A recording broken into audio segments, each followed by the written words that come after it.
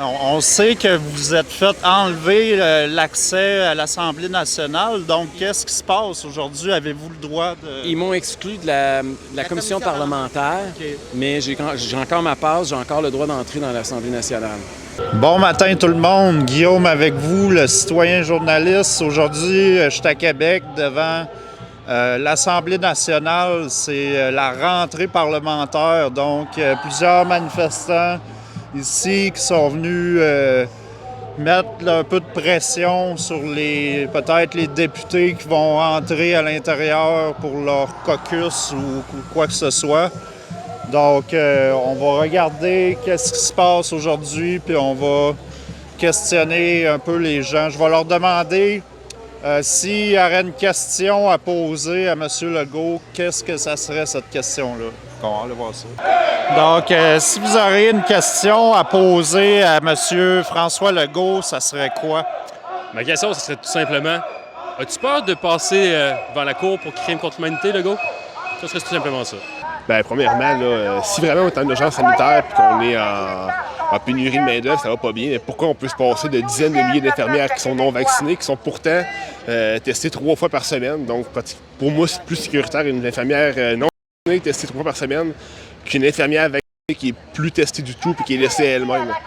Je le trouve. Pourquoi, depuis des mois, il y a juste 100, 150 personnes hospitalisées? Puis c'est depuis des mois. C'est la même chose avec le variant Delta. Tu sais, l'année passée, il y avait quoi, 11 000 personnes de décédés. Je veux dire, il y avait plein d'hospitalisés. Là, ça ne monte pas, les hospitalisés. Il y a juste les cas, mais ça veut dire quoi? Qu'est-ce que ça va prendre que vous mettiez fin à l'état d'urgence sanitaire? Il n'y a pas d'état d'urgence sanitaire au Québec. Qu'est-ce que vous attendez pour lever l'état d'urgence et arrêter de gérer par décret?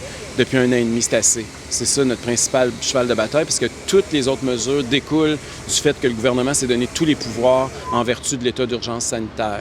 C'est ça qui est le nœud, le cœur du problème, il est là. Puis tant on va être en état d'urgence sanitaire, même la démocratie est en partie suspendue. Bien, salut, je m'appelle Charles Fizette, je suis candidat pour le Parti libre du Canada dans le comté de Portneuf-Jacques-Cartier. Puis la question est très, très simple. J'aimerais savoir, un chiffre, donnez-nous un chiffre qui va nous permettre de dire on stoppe l'urgence sanitaire. Parce qu'en ce moment, si on regarde le nombre de morts par rapport aux autres années antécédentes, que ce soit en 2018, 2019, 2020, l'urgence sanitaire, à un moment donné, elle doit s'arrêter, mais il faut avoir un chiffre. Puis alors, vous êtes tout le temps en train de parler de jusqu'à où on peut aller, qu'est-ce que la population peut faire. Vous nous envoyez tout le temps des carottes, puis au bout du compte, lorsqu'on atteint la carotte, il y a toujours quelque chose d'autre qui se devance. Attends, est-ce qu'elle va arrêter cette pandémie-là? Là? Il y a moins de morts que depuis 2018. Ouais, à un bon moment donné, là, quand vous checkez sur INSPQ, il y a moins de morts à tous les mois depuis 2018. Réveillez, M. Legault! Moi, j'aimerais comprendre comment ça se fait que les citoyens n'ont pas le droit d'être là présentement à l'intérieur, puis on n'a pas le droit d'avoir... Faut poser la question. Nous autres, le problème, c'est ça, c'est que là, pour le moment, c'est géré par décret et à la lumière des recommandations de la santé publique. On a demandé au président de l'Assemblée nationale de nous expliquer par écrit c'était quoi qui empêchait les gens d'entrer, puis c'était en vertu de quoi, puis comment. Parce que moi, de la façon dont ils m'ont expulsé de la commission parlementaire, c'est que les 4 partis se sont réunis au début de la commission à huis clos en arrière. Et ils ont décidé, entre eux autres, de me sortir de là, puis ils ont menacé même d'envoyer la sécurité après moi. Mais il n'y avait pas j'avais rien d'écrit, il n'y avait aucune preuve, il n'y avait rien. Là. Ils ont juste décidé, comme ça, ils se sont entendus entre 4 partis, là, les libéraux, les solidaires, les péquistes, puis les caquistes. Ils ont décidé qu'il fallait me mettre dehors. Ils en ont avisé Mme Sanson, qui a dit « Allez le dire vous autres mêmes, c'est pas moi qui va faire la job sale. » Puis c'est comme ça que ça s'est fini. Dernière question, parce qu'il faut y retourner. Ma question est la suivante. Qu'est-ce qu'on peut faire pour arrêter la passe sanitaire? Parce que c'est une ségrégation, là, vous avez vu selon moi. qu'on a une pétition. La pétition de Mme Sanson est rendue à plus de 110 000 personnes qui ont déjà signé. Ça en fait, au moment où on se parle, la 5e plus importante pétition de l'histoire de l'Assemblée nationale. Donc, il faut continuer à signer la pétition. Il nous reste encore, une semaine là, pour signer la pétition? À peu près une semaine, mais là, le système crash, les gens ne sont pas capables de le signer. Le système ne fournit pas, là. Ça ne marche pas. Ça marche pas tout le temps. Vous pensez que cette pétition-là peut faire changer les choses? Le gouvernement va être obligé de nous répondre. Il va être obligé de nous répondre dans 30 jours. D'accord. Et quand il va nous répondre, il va répondre aux 130 000 personnes qui ont signé. Le 30 jours à compter de quand? À partir À du moment partir où du je moment où on la la dépose. dépose, donc la semaine prochaine. OK. Ça serait quelle date? Bien, ça va dépendre autour du 20, là. autour du 20, 21, 22, dans une semaine comme aujourd'hui à peu près. Dans une semaine comme aujourd'hui. Là. Le mardi, on va peut-être pas... Non, parce que le lundi, ça siège pas. Le lundi, c'est du mardi au jeudi que ça siège présentement. Le rôle d'un maire, comme le rôle d'un élu, c'est de représenter les citoyens dans leur intégralité. Autant les gens qui sont extrémistes d'un côté que les extrémistes de l'autre bord, puis les centristes. Un gouvernement, c'est censé de représenter tout le monde. Puis actuellement, le gouvernement de Québec ne représente qu'une portion de la population. Mais là, je vais vous dire quelque chose qui va vous déplaire.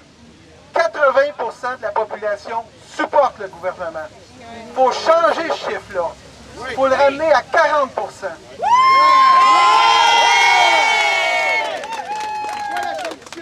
Puis pour réussir justement ça, il faut avoir de la solidarité, puis il faut avoir un discours qui est sincère, puis un discours qui est honnête, un discours qui n'est pas attaquable. Parce que quand vous allez commencer à parler de Donald Trump, quand vous allez commencer à parler des pizzerias où il y a des enfants abusés, là, on ne vous écoute plus. OK? On ne vous écoute plus. C'est bien plus facile de dire que le premier ministre a dit qu'il y avait 87% de première dose, mais qu'il ne dit pas le restant. Ça, c'est une vérité. C'est la parole du premier ministre. J'ai eu la chance de rencontrer une professionnelle de la santé qui a accepté de témoigner de son expérience. Elle va perdre son emploi, donc elle accepte maintenant de parler haut et fort. J'ai été obligé de censurer le discours, mais voici ce qu'elle avait à dire. Bien, dans le fond, moi, ça fait depuis la semaine passée, quand ils ont enlevé les droits là, aux travailleurs de la santé de travailler, parce qu'on n'était pas vaccinés, que je me suis dit, wow, là, c'est trop, là, dans le fond, là, tu sais. Fait que je me suis dit, il y a quelque chose qui cloche. Ça peut pas être normal de dévouer de même corps et âme dans son métier. J'ai fait des sacrifices à l'adolescence, j'ai étudié, j'ai terminé au top de ma classe à McGill. Je fais des études en éthique appliquée. Je dénonce quand je suis sur mon milieu de travail. Tu sais, comme je suis engagée sur mon milieu de travail, j'essaie de faire avancer les choses. Je me suis dit, ça n'a pas de bon sens qu'une personne comme moi va être mise à la porte pour un vaccin. Premièrement, que moi, j'ai pas besoin, parce que je suis jeune et en santé. Je prends super soin de ma santé. Deuxièmement, qu'on ne compile pas les fait que dans le fond, je sais pas si je vais finir avec si je vais finir avec la face à moitié paralysée puis que finalement, ça ne sera jamais rapporté, tu sais. Quand on sait maintenant que les vaccinés, les non-vaccinés, on attrape, on propage le virus, ça fait juste aucun sens, tout ça, pour moi. Fait que puis là, je vais perdre ma job, fait que j'ai plus rien à perdre. Avant, je dénonçais, je dormais pas bien. mais je me levais à chaque matin, j'allais travailler, mais là, j'ai plus rien à perdre. Fait que c'est un peu ça mon histoire. Est-ce que tu serais prête à abandonner ton emploi si ça va trop loin, la pression? Bien, moi, dans le fond, c'est sûr que le 15 octobre, même s'ils reviennent sur leur décision, je ne retourne pas travailler. Parce que, dans le fond, tu sais, comme hier, il y avait la docteure, Thérèse Tam, qui disait, il y a pas... On voit que l'obligation du vaccin n'est pas efficace parce qu'il n'y a personne qui se fait... Dans le fond, il n'y a pas d'évidence que ça fait augmenter la vaccination. Au début, ils nous disaient, on vous impose parce que on veut protéger notre collectivité. Fait que tout ça pour dire que moi, dans un système comme ça, je veux pas en faire partie d'un système comme ça, tu sais, où on manipule toujours l'idée des gens. On dit pas la vérité, c'est juste de la manipulation pour jouer dans la tête. Tu sais, dans le fond, eux autres, là, c'est sûr qu'ils n'ont qu'un avantage à... Qu'est-ce qui va arriver pour eux si on dit... C'est sûr qu'une population va se lever, puis moi, là, je suis d'accord.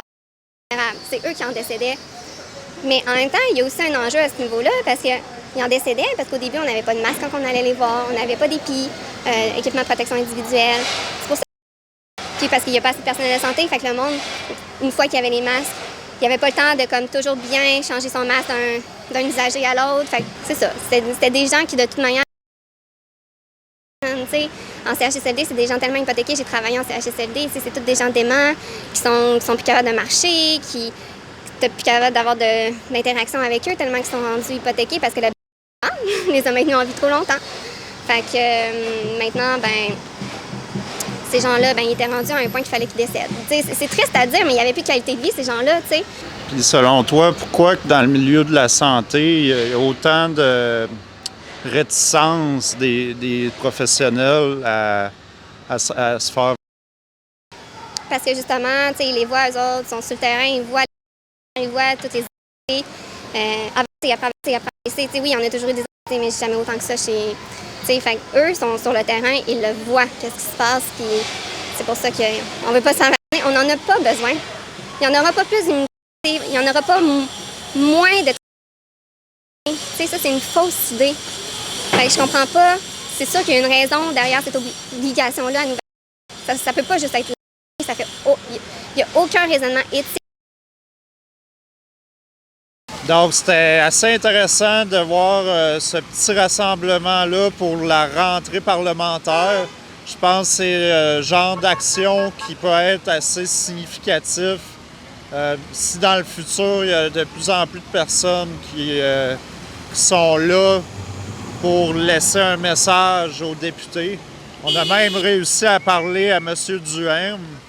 Puis on voyait les véhicules des députés rentrer, fait qu'ils nous ont vus à quelque part. Donc on se voit samedi, ici même à Québec. C'est le convoi qui arrive de Montréal et qui vient nous rejoindre pour le Wall Ride Rally. Si vous aimez ça, partagez, puis faites un like.